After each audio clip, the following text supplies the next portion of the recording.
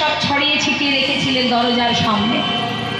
আর কি করেছিলেন না, একটি ছাগল অর্থাৎ ছাগলের মুন্ডু সেটাকে শ্রীবাসের ঘরে দরজায় টানিয়েছিলেন রাত্রের অন্ধকারে। মস্ত বড় ব্রাহ্মণ পণ্ডিত তো তিনি, নবদ্বীপের মধ্যে বড় পণ্ডিত ছিলেন। ভেবেছিলেন আমি যেটা করলাম কেউ তো দেখতে পেল না। সকাল হলে সবাই যখন এই রাস্তা দিয়ে যাবে, যে দেখবে সেই ছিছা করবে আর বলবে যে শ্রীবাসের ঘরে নিমাই এসে হরিনাম করে না, কুকর্ম করে। এটাই ছিল তার ভাবনা চিন্তা।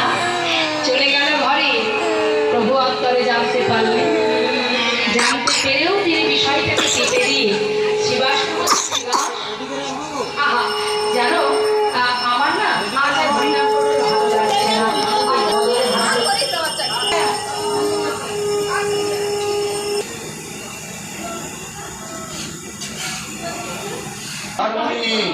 আর মান্না